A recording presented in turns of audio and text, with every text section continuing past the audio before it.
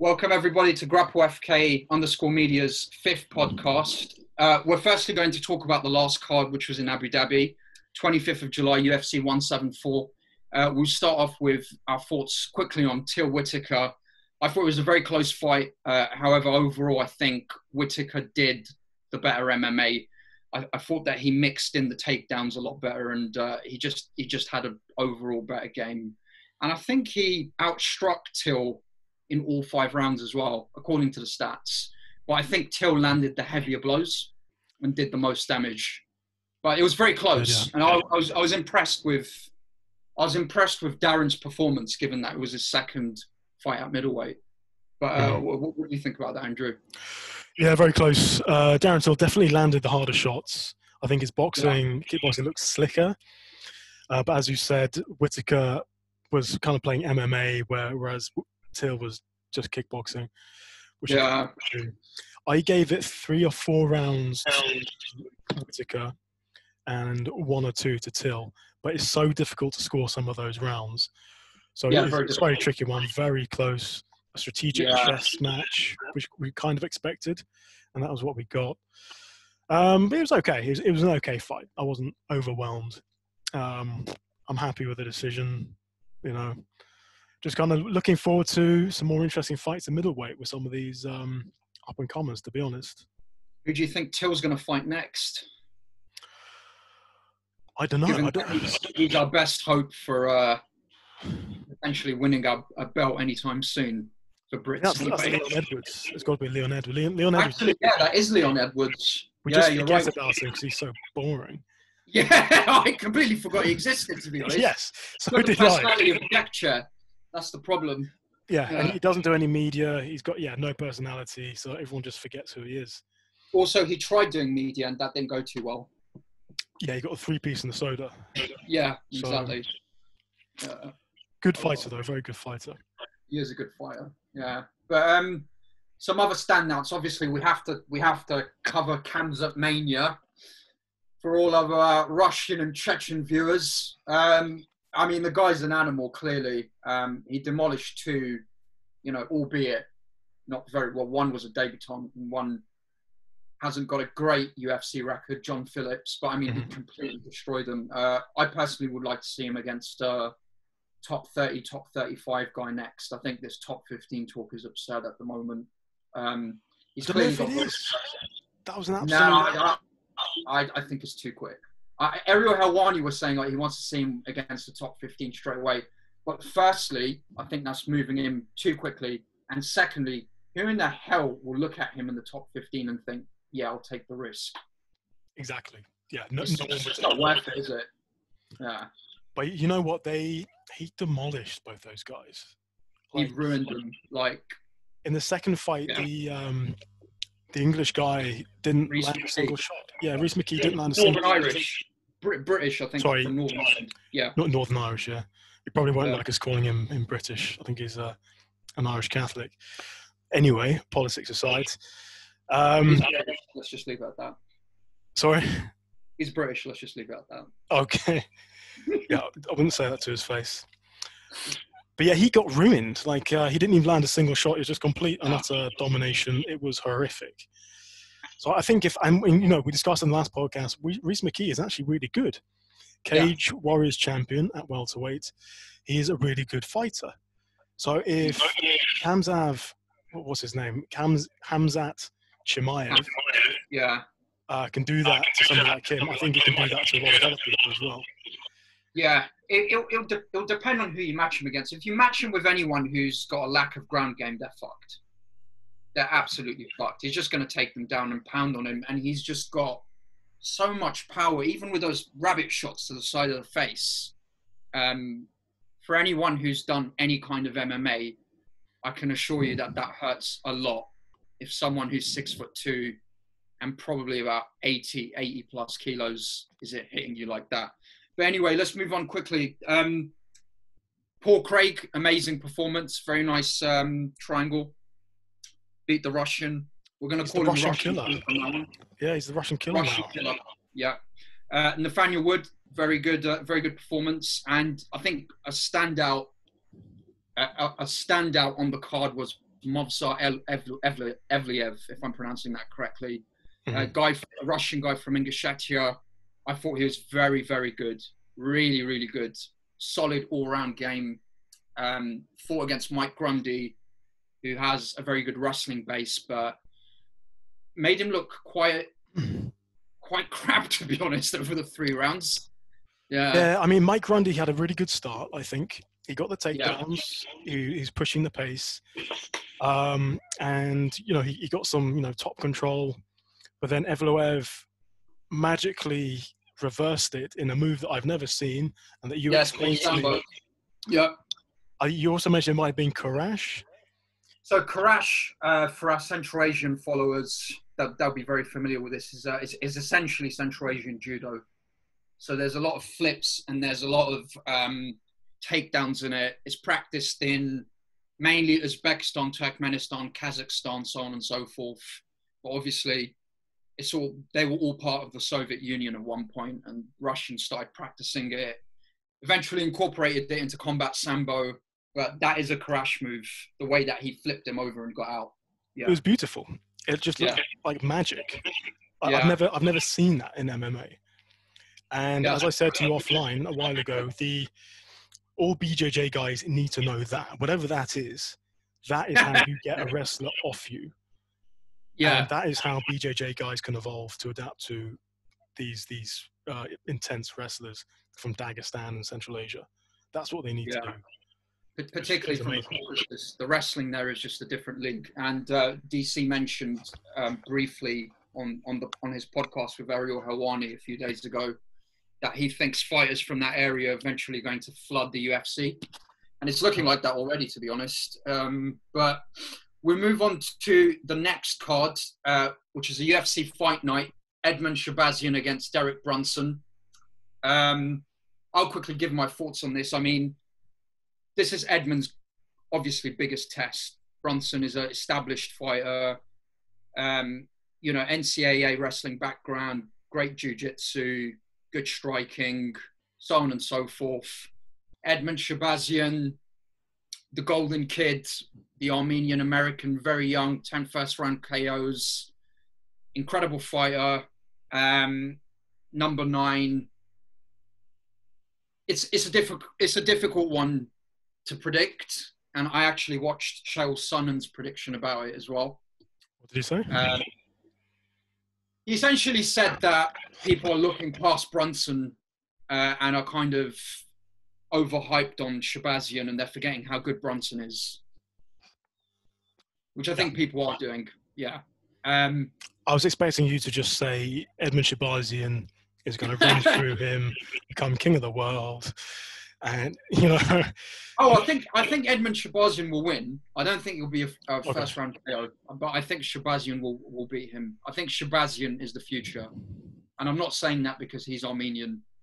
No, I am saying that because he's Armenian. Yeah, I think. Except he's American now, like. Yeah, but probably hasn't been Irish, and yeah, you know how Americans are. Yeah. Even Irish Americans whose forefathers got there in the 1890s called themselves Irish. Yeah, and Paul Shabazyan's parents were born in Armenia. So. Yeah, I mean, I agree with you. I think this is definitely his biggest test. Edmen Shabazyan's fights so far haven't gone beyond 2.5 minutes. He's finished the fights in under 2.5 minutes, and in some cases like a minute and a half, which is ridiculous. Yeah. So we don't know what he looks like beyond 2.5 minutes. We don't know what he looks like when facing adversity. We don't know what he looks like going backwards. We don't know what he looks like on the ground. There's so many unknowns to his game here. And I'm almost certain that Derek Brunson is going to take him a little bit further, at least. Yeah, I think that. I mean, he's going to take him probably, I would guess, into the second round. We don't know what Shabazyan's going to look like. I think that Derek Brunson is going to land some shots on him. It may go to the ground. And Derek Brunson is really good.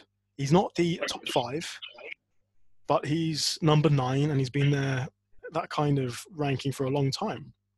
And he can ruin anybody's party on any given day. He hits really hard. He's got decent wrestling. He's just good everywhere.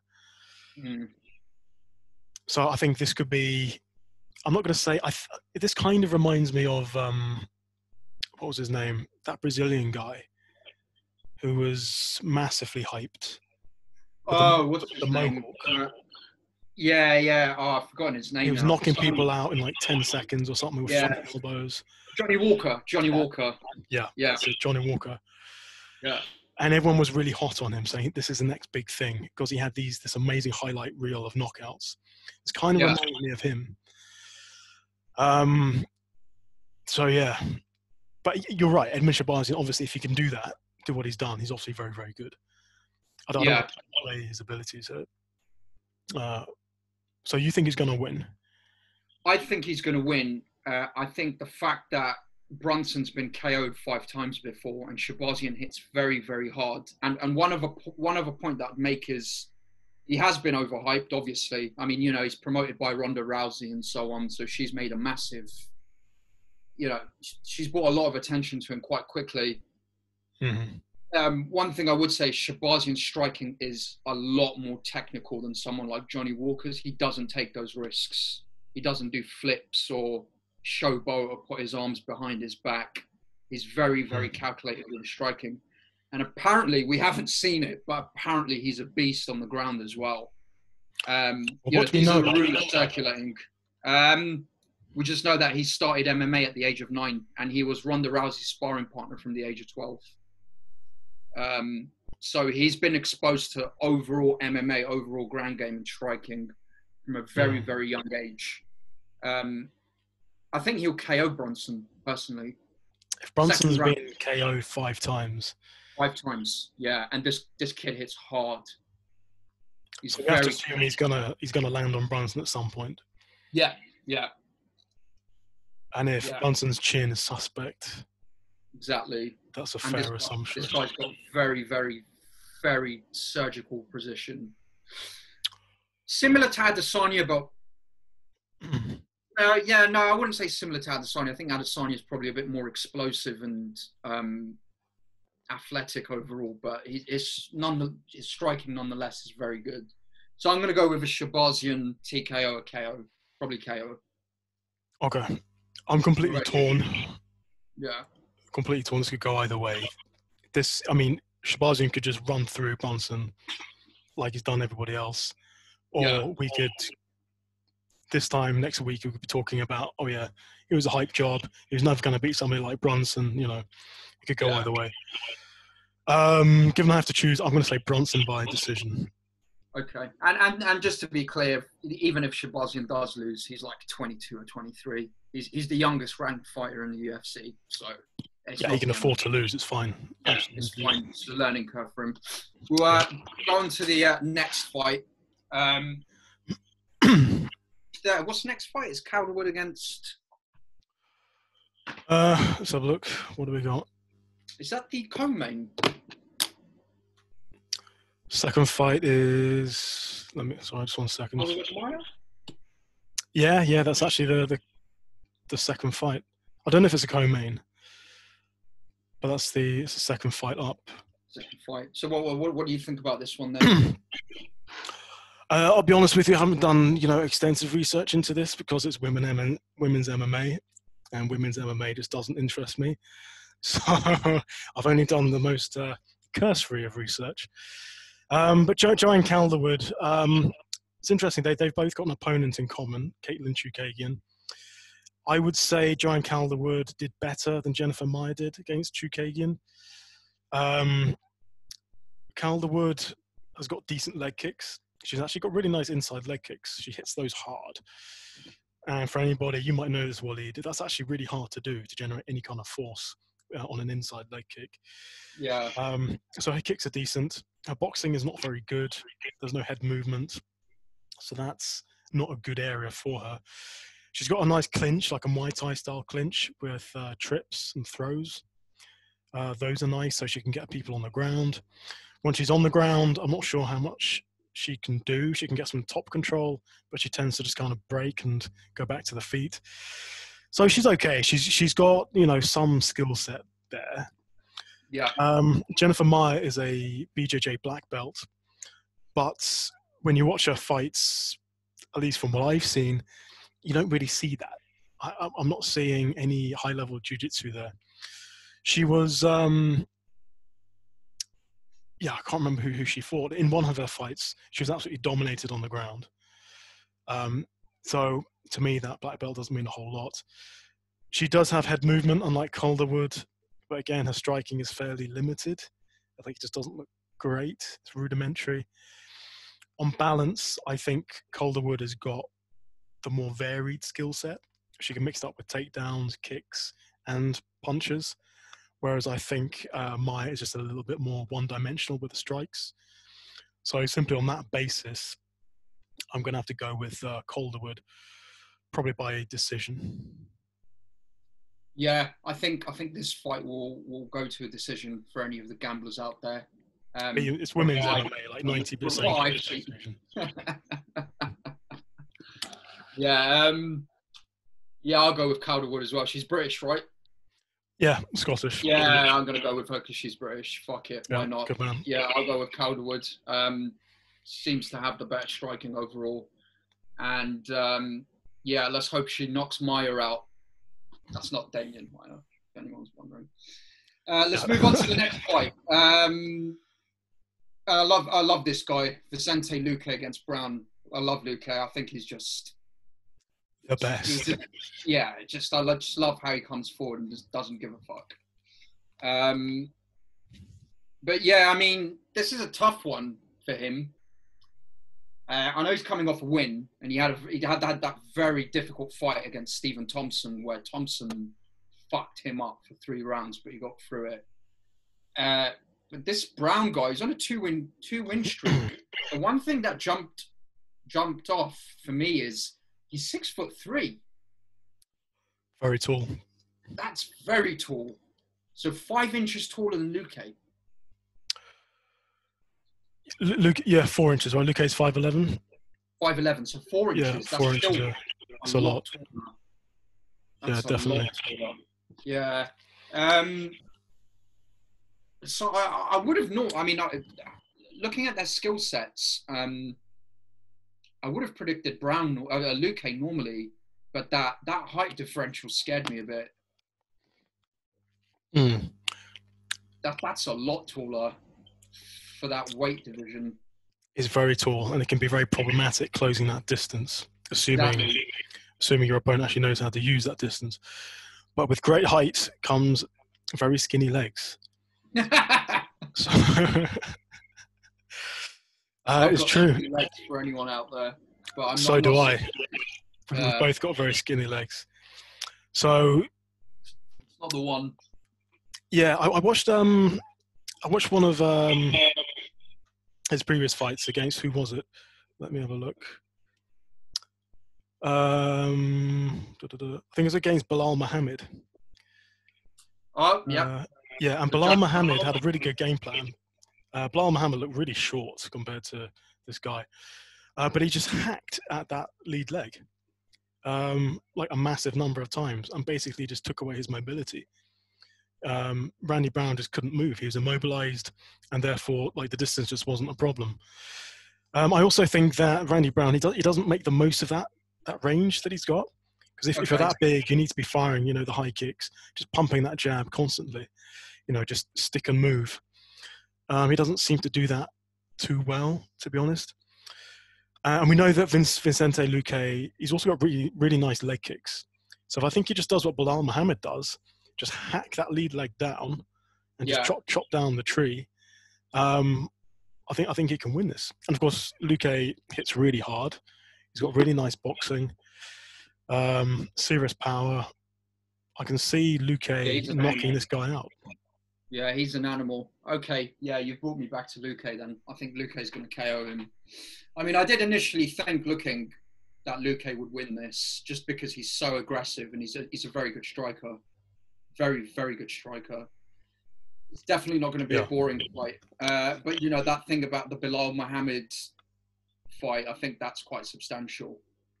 I think so, yeah. And Luque has only lost to Wonderboy and Leon Edwards, who are both, top 10.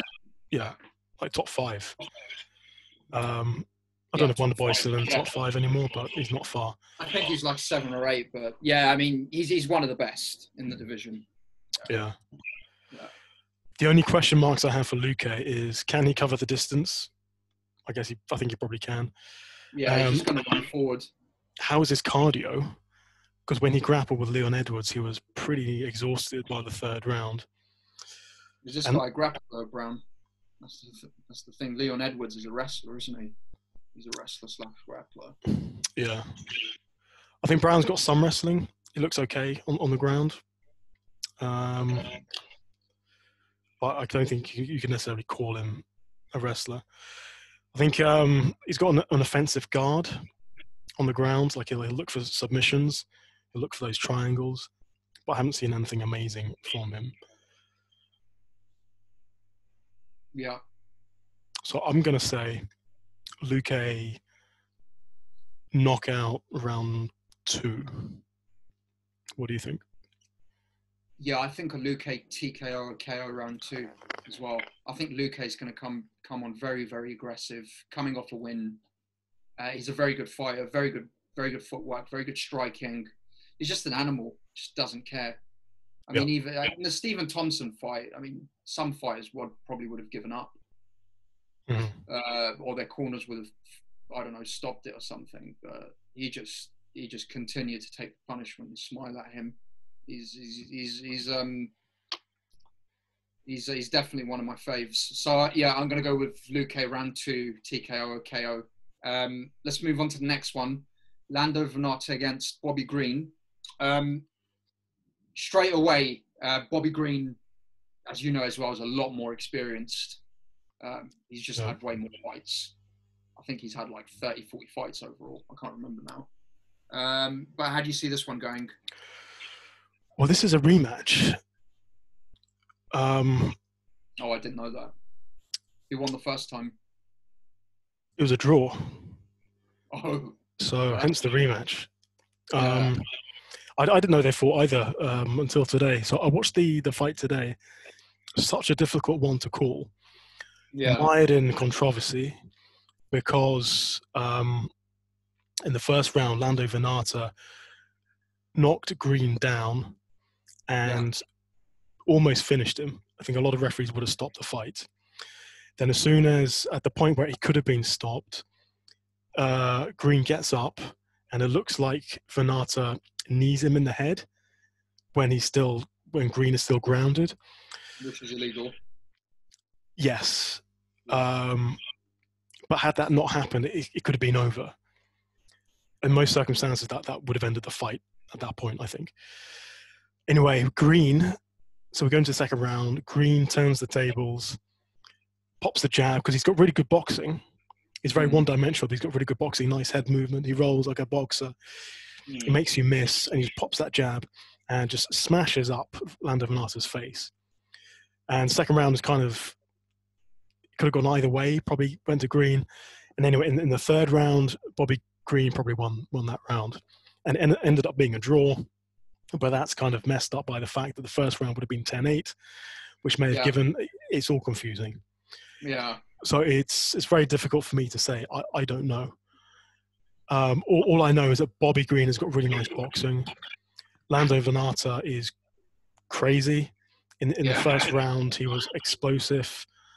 And an awful lot to deal with. So this is a really hard one for me to call.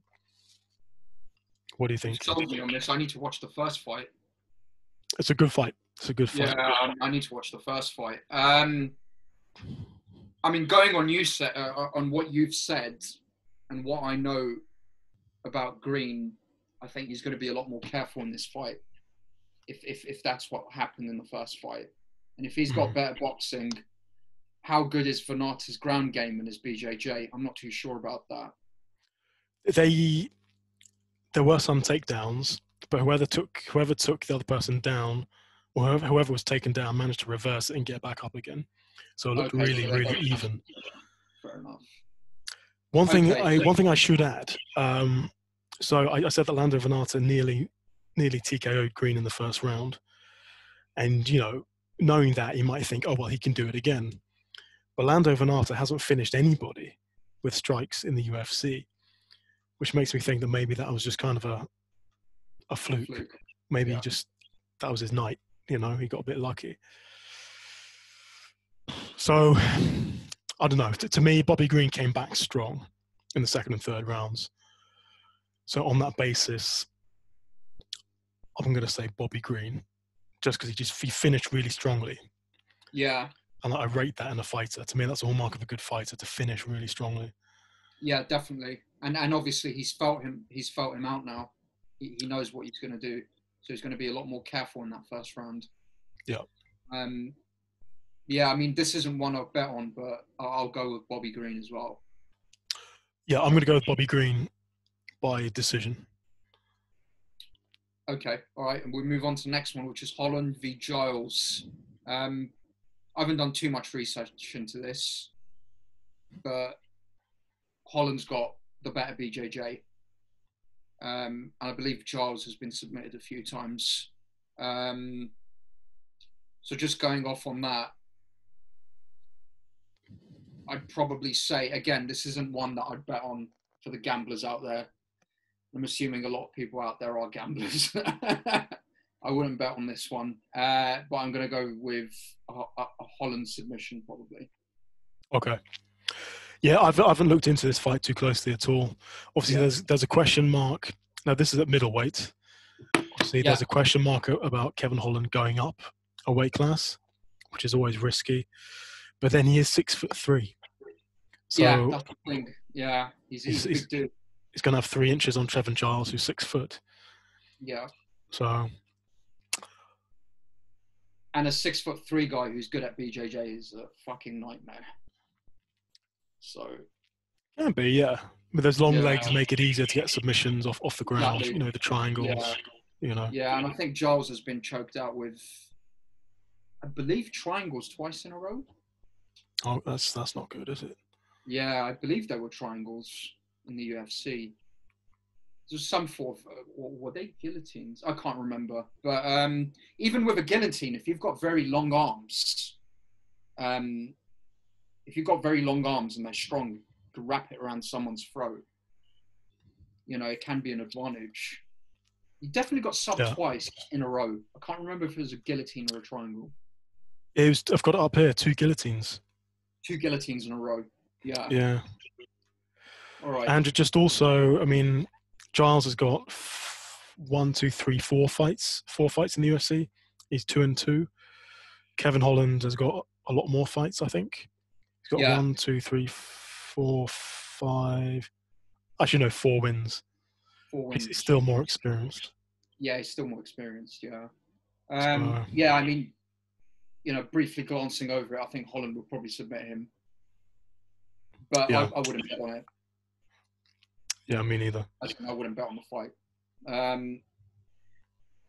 Which takes us to our last fight, and it's a debutant on the preliminary card. Another Dagestani has joined the UFC. His name is Temur Valiev, and he's fighting. Who is he fighting, Andrew? It's been a long day, so I have to look this up. Check my notes. Yeah, that's it. Jamal Emmers. Yeah. I had a look at his record. Quickly about this Valiev guy. I mean, it's the normal stuff coming out of the Caucasus. Master of Sambo. He won a gold medal in pankration. For anyone who doesn't know what pankration is, it's basically wrestling and boxing combined. So he's a very, very good wrestler. He's also a BJJ brown belt, which is quite uncommon for Sambo and wrestling guys, because they normally start BJJ very late. So for people who don't know out there, Khabib is actually a white belt in BJJ, which makes no fucking sense. Imagine going against him on the mats on your first day. So I mean, given all of that, his ground game is just going to be at a different level. Just 1 second, Willie. Off you go. Yeah. So as I was saying, I was sucking off the Dagestani Temur Valiev. I mean, his ground game's going to be insane. And this Jamal Emmers guy, his most recent fight was a loss against someone from the same part of the world, the Caucasus, Giga Chikidze. I think he lost by decision. And, you know, he's got the same kind of skill set, sambo, wrestling, pancration all mixed in. I just think that Evloev is going to look at that fight and just do the exact same thing to him, just throw him around. Yeah, so Emmers fought, Giga Chikadze. Yeah, he beat him, right? Chikadze beat him. Oh, yeah, no, yeah, sorry, yeah, you're right. Chikadze did beat him. Chikadze beat him. Yeah, okay. Chikadze's got a very similar skill set to Temur. So I just think Temur's just going to do the same, apply the same techniques in the fight and just take him down and keep him there. I think once he takes Emmers down, I don't think Emmers will be able to do anything. Yeah, Chikadze, he's a kickboxer. I know Emmers got him to the ground. Really, really nice. Emmers has got really nice takedowns. Like really beautiful timing, very explosive. Is he a wrestler? He's got no subs on his record as far as I can see. He must be a wrestler. He's a wrestler. He did wrestling in high school. He got a scholarship to do it at college, but then he broke his wrist and he had to drop out. So, kind of. Yeah, it's not good enough against these guys, I'm afraid. But this is more complicated than it seems. Your boy, what's his name, Temur, is really short. Yeah, he's 5'6". I've seen some places list him as 5'8", others at 5'6", others at 5'5". I suspect he might be 5'5". The dude is short. Emmers is 5'10", and Temur he's a bantamweight going up to featherweight. I think that's a problem. And if you put Emmers next to Temur, they're going to look like very differently sized people. And I think Evloev, like, he's got decent striking. He looks good. He's got takedowns. But I think he might struggle with the range. I don't know if he can get close to Emmers. Because Emmers has got decent striking. Like, he held his own against Giga Chikadze, who's meant to be a really good kickboxer. He held his own. So the question is, like, is this going to the ground?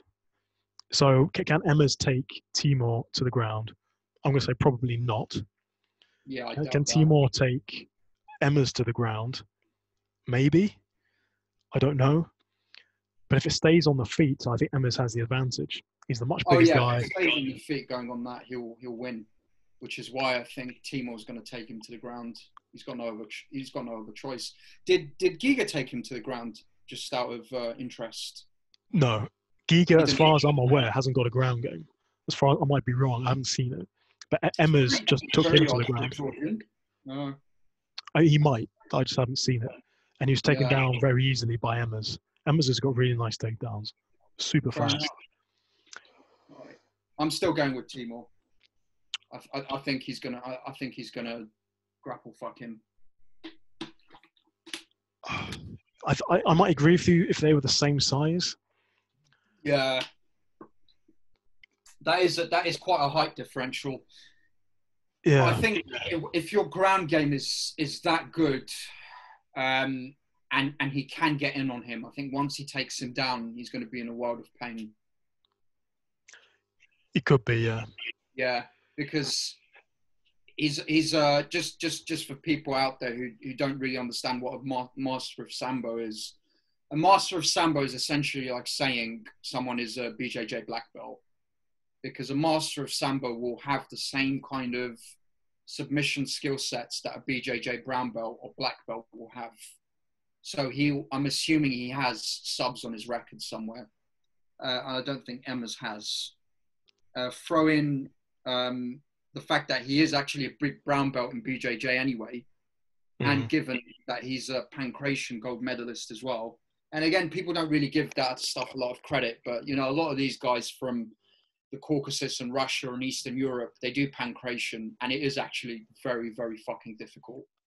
It's wrestling and boxing combined. It's incredibly difficult, very tiring. So I'm going to go with Temur, but yeah, I mean, it's a tough one. It's a tough start for the UFC, put it that way. It's a tough start for him. Yeah, I can see Emmers hacking at Timur's legs and just jabbing him at a distance and winning this on points. And Temur frantically trying to land and close the distance and looking ridiculous in the process. But to me, sorry. No, I say that could happen. That sounds very feasible. Yeah, I just don't know what's going to happen if it gets to the ground. But I've got to go with Emmers here. He's just the far bigger man. More experience. Yeah. Yeah. I'm going to say Emmers by decision. Okay, I'm going to say Temur by decision. Okay. Divergence of opinions there. Yeah, and that brings us to the end of the fights we're covering. Is there anything else on the card that you want to discuss? We'll just discuss overall. Not really, man. I'm looking forward to some future fight cards. DC Cormier 3. Yeah, that's huge. That's a huge fight. I'm very excited about that. Yeah. Who do you think wins that? I think Stipe will win. Why? I know you think Cormier will win. I just think Stipe worked him out in the second fight, particularly with those body shots. And I think he's going to apply the same technique, apply the takedown defense. I think Cormier's quite old and he's had a lot of fights. I think Stipe will get it again. I remember predicting Stipe in the second one and everyone was like, no, DC will do it again. And Stipe pulled it off. I just think Stipe is the best heavyweight ever. Okay. I just love Stipe. You just love him. You got a crush on Stipe. I get it. Yeah. I actually do. He's a fireman. Exactly. He's the best. No, he is the best. What a guy. Well, if he wins this, I would say he is the best heavyweight of all time in MMA. Yeah, probably. He'll probably have the most title defenses. Yeah. And something that's very rare is being a champion, losing the belt, and then getting it back, and then defending it. That's impressive. I think he's the first guy that did it. Oh no, Cain Velasquez did it as well, I believe. Did he? Yeah, I think Cain Velasquez did it too. But I mean, it's between him, Cain Velasquez, Fedor, where Doom is up there for the best heavyweight. I mean, DC's only had one fight at heavyweight, so we can't really say. I mean, he did beat Stipe, but he beat Derek Lewis. He beat Derek Lewis as well, didn't he? Maybe somebody else. I can't remember. Yeah. I've got some inside information. There's not inside information at all. I heard it on YouTube, but the DC said in an interview that like the day before that fight, his father died. So mentally, really? This is the second fight when he lost. His father died. Whoa. Or something like that. He's very close to the fight. So obviously he's very upset. He's not in the right frame of mind. And he stopped. He had a game plan, but he didn't stick to it because he was messed up mentally, So the game plan was to wrestle. But of course he comes out of boxing. He has early success with the boxing and he just sticks to it, which was his downfall. And I think it was in the second fight very early on. He did actually do some wrestling. He picked Stipe up, put him on his shoulder, carried him around for a bit. Yeah. Humiliated him because that's humiliating. That is when he just hoisted on someone else's shoulder, plonked him down, and went to work. So if he can do that, I think he can do it again. So I think if he's in the wrestling mindset, which he says he will be, I think he'll win. Yeah. But of course, there are questions. As you said, he is getting old, and at some point he's going to look old, and we don't know when that's going to be. It could be this fight. Yeah. Because the reflexes go, you start to slow down. Exactly, and Stipe is a monster. He is an absolute monster.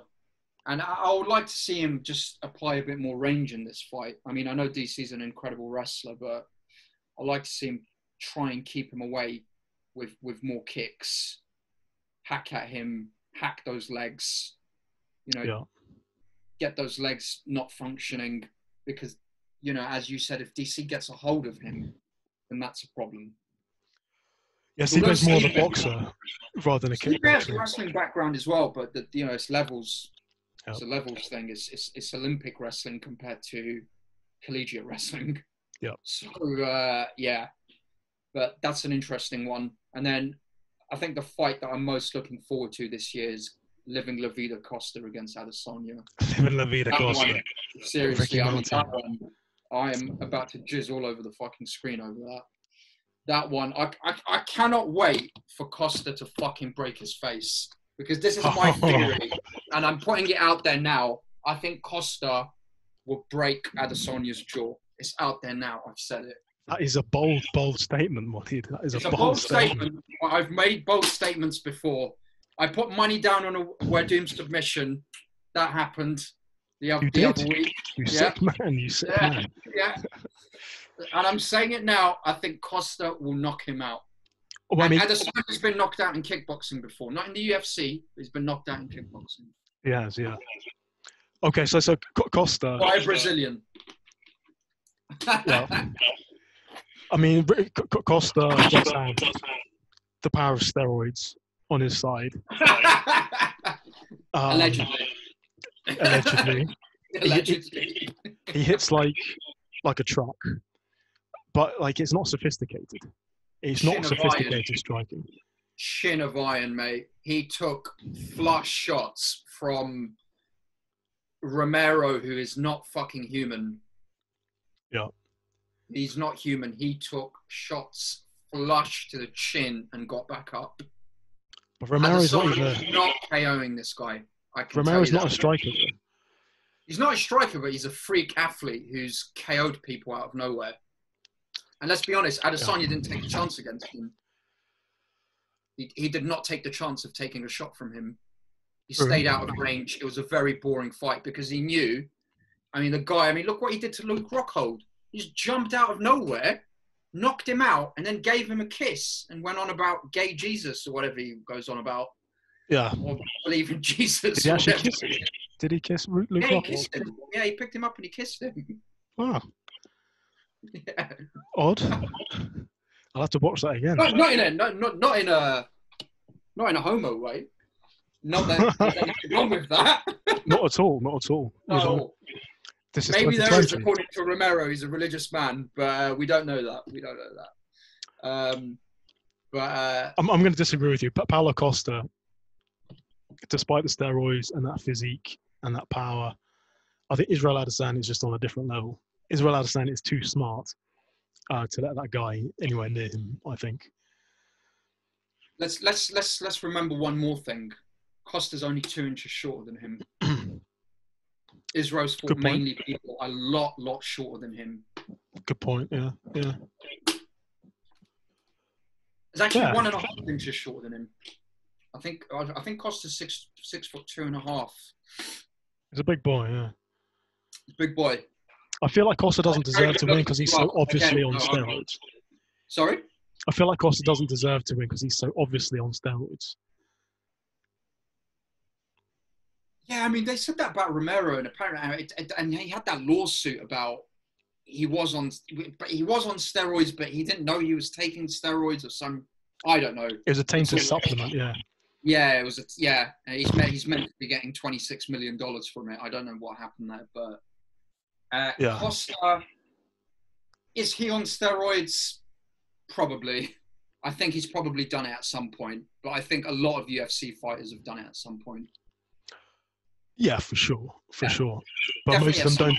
They're not doing it now, though. Costa's almost certainly doing it now and get past the USADA tests.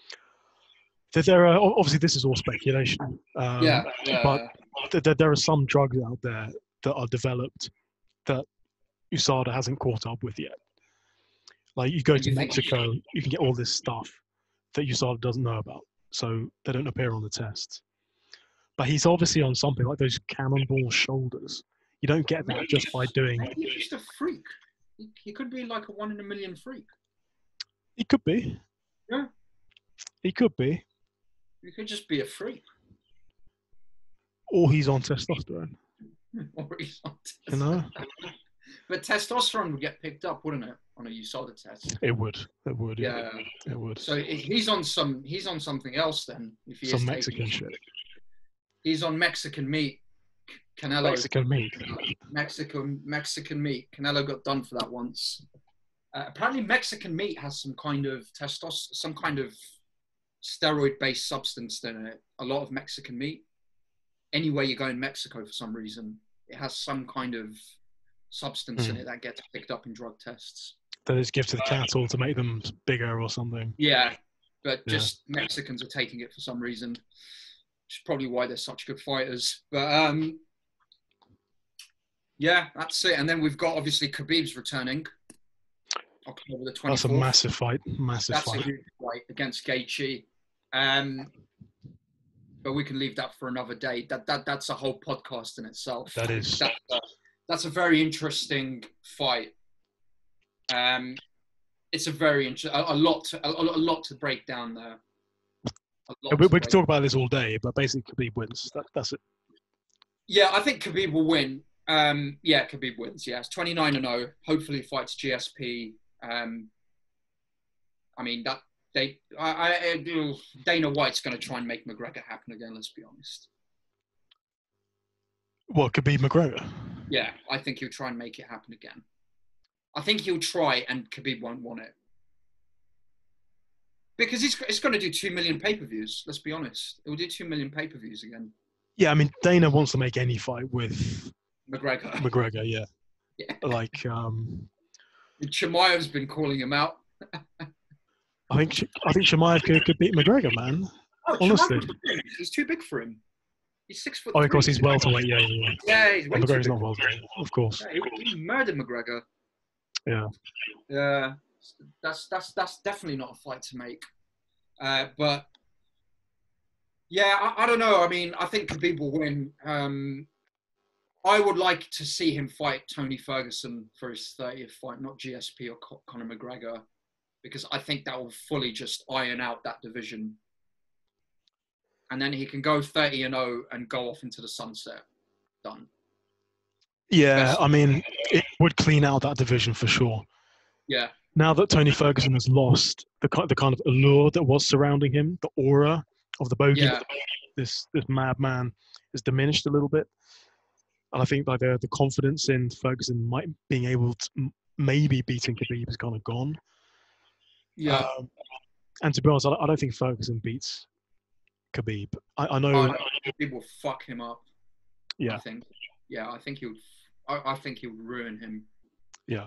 I think he would throw Ferguson around like a dog toy. Yeah. And people will say, yeah, Ferguson is great off his back. He's dangerous off his back. That doesn't mean shit. Yeah, I mean, yeah, you can get him with elbows, cut him up for sure. Go for the submissions off your back. I've never seen Khabib cut, by the way. Yeah, I've never seen Khabib cut. I don't even think I've seen Khabib with a black eye. No. Yeah. He's barely lost around. Yeah, he's just a freak. I mean, there's an argument that he lost one fight, which was a long time ago. But, I mean, since then, he's just been a freak. Maybe go up to 170, face Usman. I don't know. They're friends, so that may be a problem.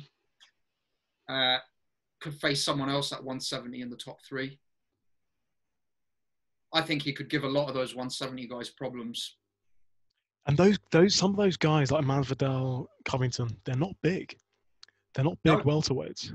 No, they're the same size as Khabib when they walk around. Khabib walks around at 85 kilos, and that was the weight that Masvidal was at just when he got the call for the fight, the Usman fight, 85 kilos. Yeah. He was only one inch taller. I think Khabib will ragdoll Masvidal. I think he ragdoll Masvidal. He ragdoll Colby. Woodley, I think he'd beat. I don't think Woodley's the same Woodley anymore. Usman and Khabib would be very interesting. Yeah, that's where it gets interesting. Yeah, that would be interesting. Who can get who up against the cage?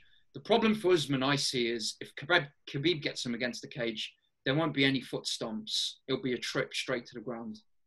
Mm-hmm. And has Usman ever had that pressure before? I've never seen him in that position. But Usman's bigger. Usman's bigger. But Khabib's not going to let Usman foot stomp him in the corner of the cage. Yeah. That's the thing. But yeah, we've gone on a bit longer than planned.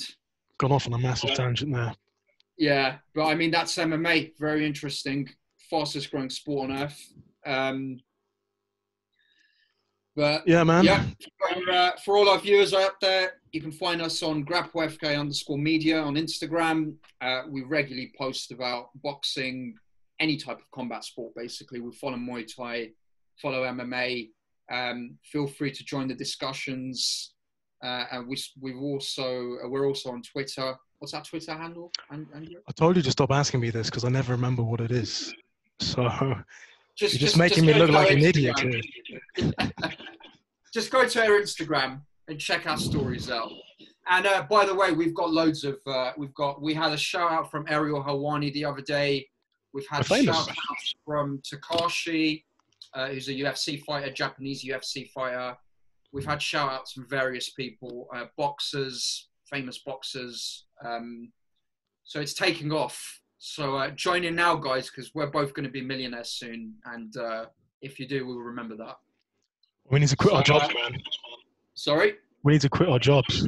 Yeah. Yeah. I'll do it tomorrow. Yeah. But thanks to everyone for watching, and we'll catch you on the 6th podcast, which will be covering the 8th of August card. Sick. Yeah, and then it's Cormier, Stipe. All right. Bye, everyone. Cool. Bye. Take care. Stay safe.